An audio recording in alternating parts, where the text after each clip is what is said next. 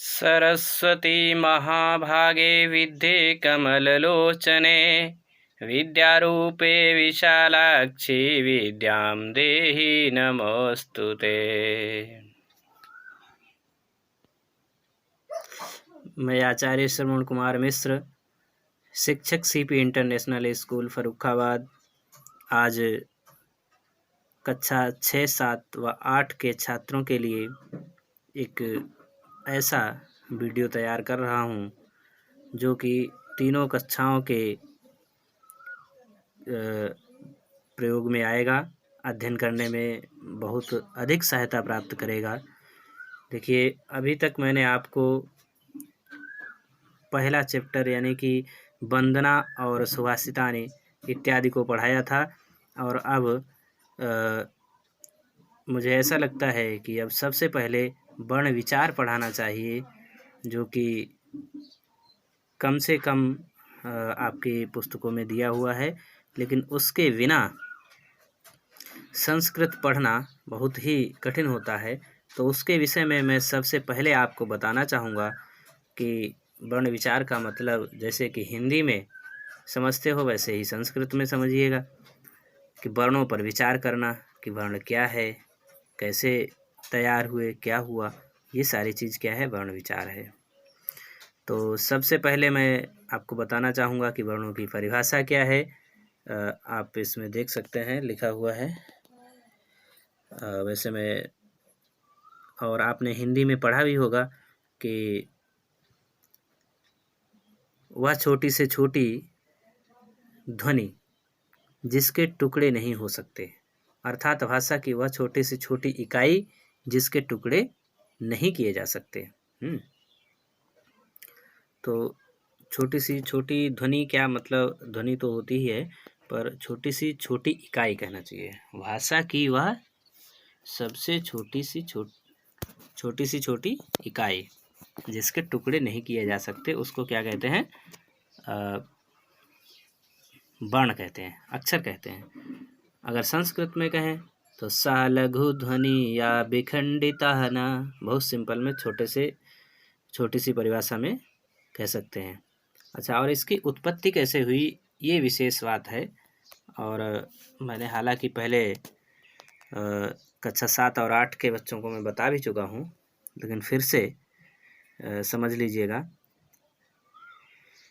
पहले जो होता था कि जो भी वेद और ग्रंथ थे उनको ऋषि मुनियों के जो शिष्य हुआ करते थे वो याद किया करते थे, और याद करने की ही ये परंपरा चली आ रही थी।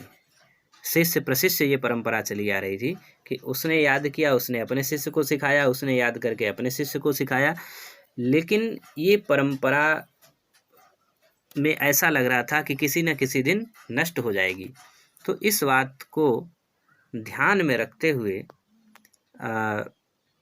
महर्षि पाणिनि जी ने क्या किया कि विचार किया इस पे कि ये कैसे होना चाहिए, क्या किया जाए कि ये सुरक्षित हो जाए। तो उन्होंने भगवान शिव की पूजा की, तपस्या की, ऐसा लिखा हुआ मिलता है। और तपस्या करने से भगवान शिव प्रसन्न हुए, और प्रसन्न होकर के उन्होंने तांडव नृत्य किया और डमरू बजाया, और उस डमरू को 14 बार बजाया।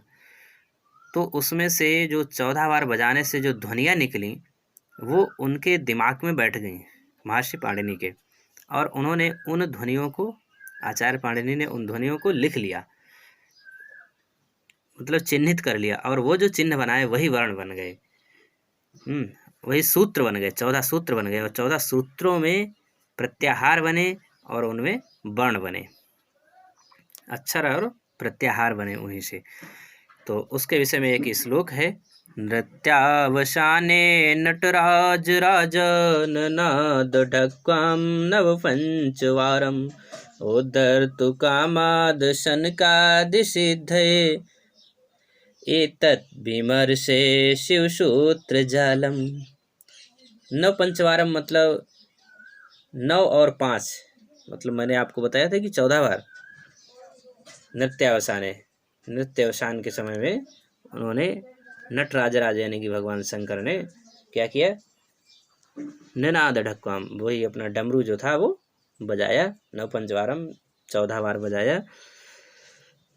और तो वही जो आवाज़ थी वो शिव सूत्र जालम, उसी को वही शिव सूत्र बन गए, अर्थात जो माहेश्वर सूत्र कहलाते, भगवान शिव को ही माहेश्वर कहते हैं, इसलिए वो माहेश्वर सूत्र भी कहलाते हैं। उनको पाणिनि ने लिखा है, इसलिए पाणिनि सूत्र भी कह सकते हैं। और शिव के जितने नाम हैं उन उतने नामों से सूत्र जोड़ करके कहा जा सकता है। अच्छा, तो वर्णों के प्रकार वही 2 प्रकार, अच और हल। अच का मतलब है स्वर और हल मतलब व्यंजन। ये इसमें मैंने जो है ये मैं दिखा रहा हूँ आपको, मैंने ऊपर वाले में क्या किया कि अच लिखा है और आगे ये ब्रैकेट में स्वर लिखा है, और इसमें व्यंजन पहले लिख दिया और ब्रैकेट में हल लिखा है, तो इससे कोई फ़र्क नहीं पड़ता है। ये बात ध्यान रखिएगा, चाहे पहले उसे लिख दें, उसे ब्रैकेट में कर दें या उसे कर दें, कोई इसमें कुछ नहीं, कोई प्रॉब्लम की बात नहीं। इसमें क्या है कि ये हलंत नहीं लगा है, ये हलंत होना चाहिए, इसमें ये हल लिखा, इसमें हलंत होना चाहिए।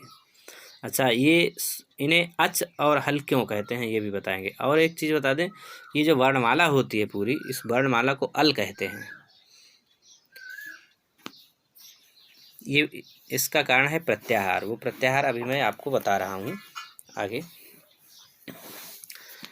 तो सबसे पहले स्वर देख लेते हैं, यानी कि अच, नंबर 1 में अच। तो अच के अंतर्गत 4 सूत्र आते हैं, ये मैंने लिख दिया इसमें 4 सूत्र हैं। तो पहला सूत्र है ई उड़, मतलब इसको अगर एक साथ बोलते हैं तो अयुड़ बोलते हैं। और अक्षर क्या है अ ई उड़, और ये जो अड़ा होता है ये वाला, ये जो लास्ट वाला, ये जो जिसमें हलंत लगा है, ये होता है, यानी कि जितने भी सूत्र हैं उनमें सभी के लास्ट में जो है वो हलंत लगा है, और इसको अक्षरों में काउंट नहीं करेंगे। क्या करेंगे, इसको अक्षरों में काउंट नहीं करते हैं। ये क्या होता है, ये अक्षर नहीं माना जाता ना, नहीं माना जाता।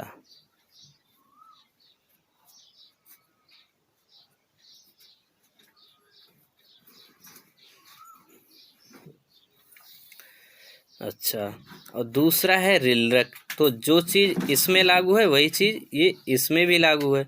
इसका जो का है ये भी नहीं माना जाएगा फिर, और इसमें रिर और ली 2 ही हुए, और ये ए ओड़, तो इसमें भी ये लास्ट वाला है, हलंत वाला, इसको भी वही, ये भी वही चीज़ है। और इस आई औच, इसका भी ये वाला वही है। तो ये चारों क्या हैं, आई उड़, यानी कि आ ई उ अड़ा हैं। और इसमें रिलरिक, तो रिर है, लरी है और का है, तो ये अड़ा और का उधर जाएगा। इसमें ए ओड़, तो ए हो गया, ओ हो गया, ये उधर। इसमें आई औच, तो ऐ है और औ है और चा उधर। और ये जो इन्हें जो अक्षर नहीं मानते हैं, तो ये क्यों नहीं मानते, ये कहलाते हैं इत संज्ञक। तो इन्हें क्या कहते हैं ये भी बता दें, इन्हें इत संज्ञक कहते हैं, इत संज्ञक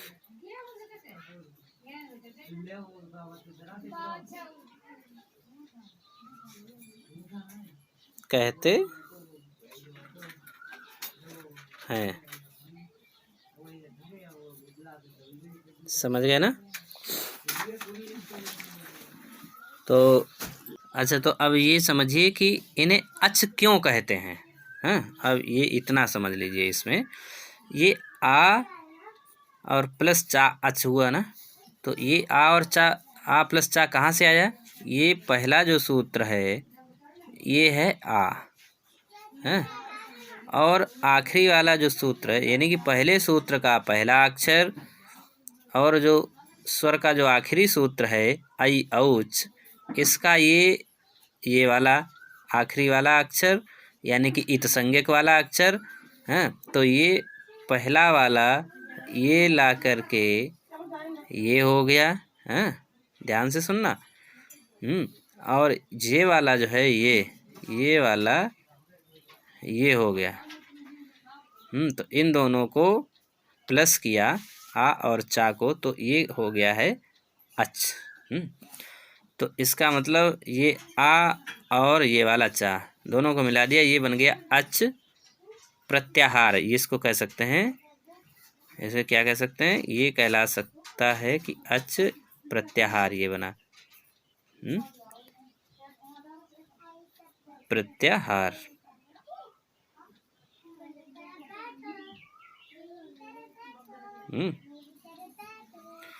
तो ये अच प्रत्याहार बन गया है। तो इसका तात्पर्य ये हुआ कि आ से चा के बीच में स्वर होते हैं, इसलिए इसको अच कह सकते हैं। संक्षेप में ये अच हो गया। प्रत्याहार का मतलब ही है कि संक्षेप। और ये एक बात और बताएं, ये एकमात्र ऐसी भाषा है,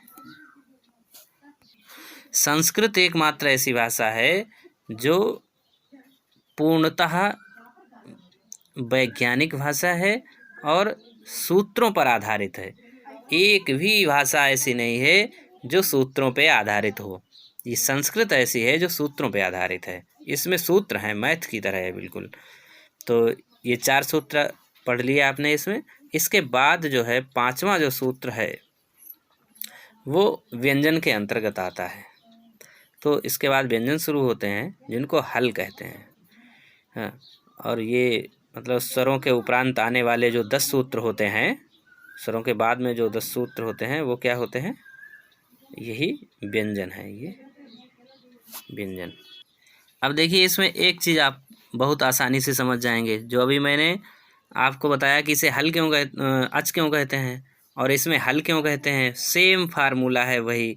हाँ, अब जब तक लास्ट तक आपको सारे सूत्र बताएंगे तब तक समझ में आ जाएगा। तो 5वां जो सूत्र है वो है हैवर्ट। इसके अंतर्गत हा या वा रा टा, और ये चीज़ भी आपको समझ में आ रही होगी, टा इसमें हलंत लगा है, तो ये क्या है? इत संज्ञक, इत संज्ञक।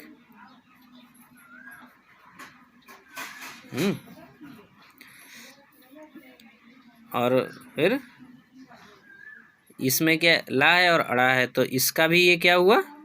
ये भी इत संज्ञक हो गया ना, ये भी इत संज्ञक हो गया।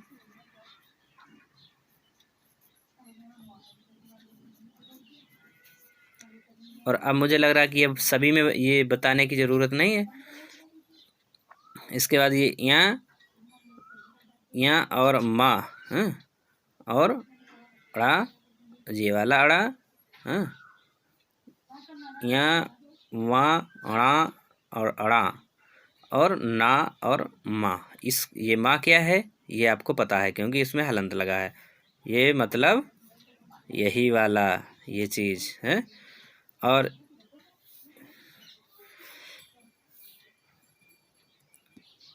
अगर इसको एक साथ पढ़ते हैं सूत्र के तरीके से तो क्या बोलेंगे? यंग मणनम, यंग मणनम। और 8वां जो सूत्र है झवैंग बोलते हैं इसको, झवैंग। ये यहाँ है, और ये झा है भा है, तो क्या हो गया? झवैंग। अब ऐसे क्या बोलेंगे? झभय। अगर ना बोल पाए तो सीधे बोले क्या? झभय।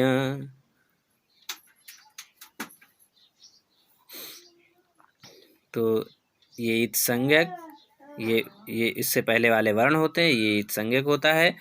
वैसे ही घड़ धस, इसको क्या बोलेंगे? घड़धस। तो अक्षर क्या क्या है? घा, ढा, धा और सा इत संज्ञक। इसमें जवगढ़ दश, तो इसमें जा, व, ग और डा और दा ये अक्षर हैं और ये सा इत संज्ञक है। 11वें में खप छट थच टतव, खप छट थच टतव, खप छठ थच टतव।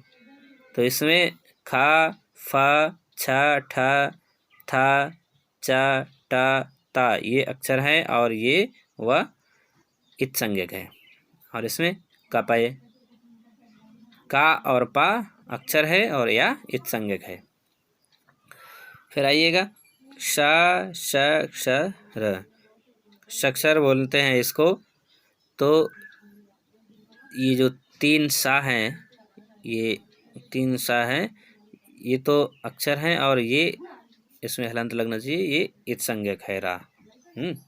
और इसमें हल, तो इसका हा तो अक्षर है और ये इत संज्ञक है, ये इत संज्ञक है।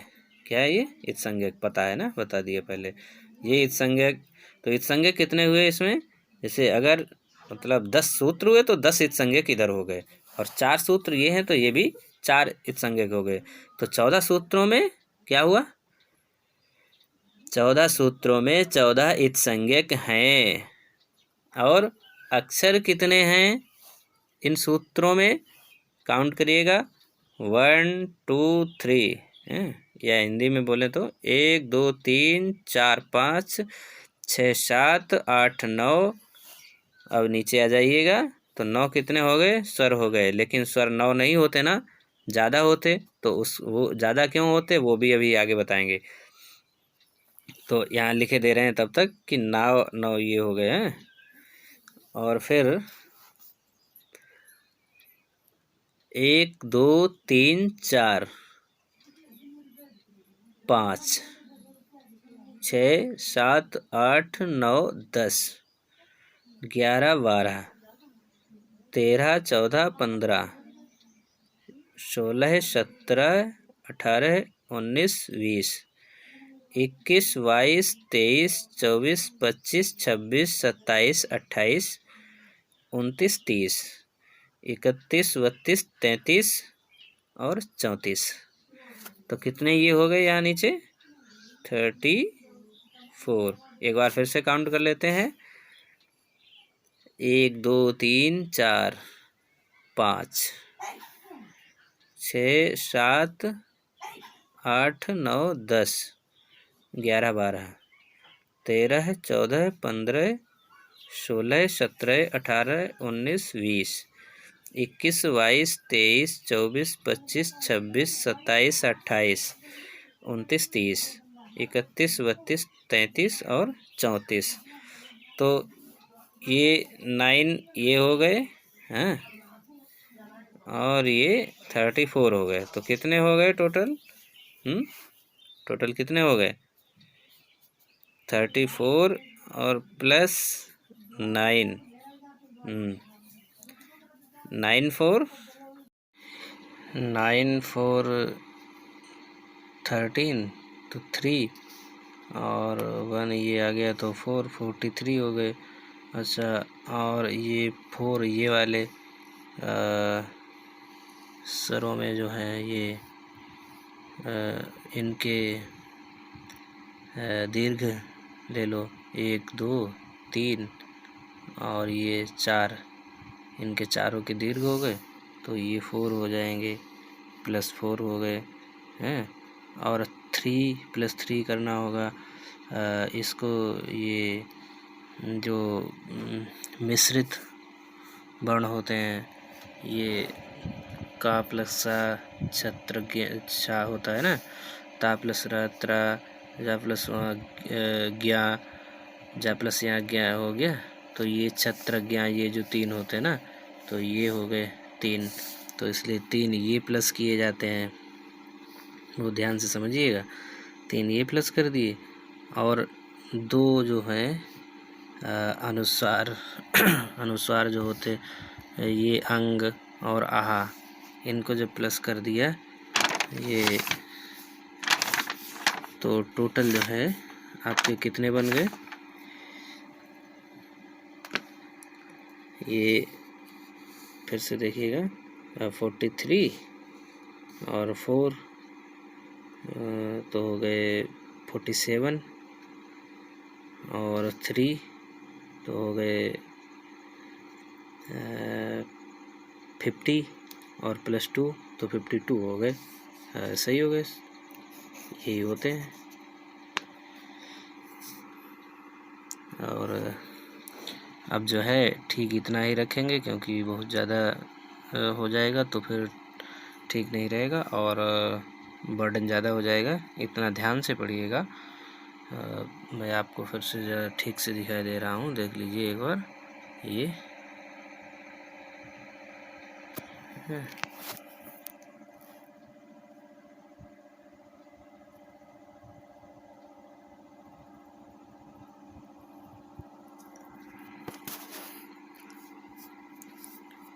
पूरी कोशिश करिएगा कि बहुत अच्छा सा पढ़ना और सीखना, याद करना। धन्यवाद।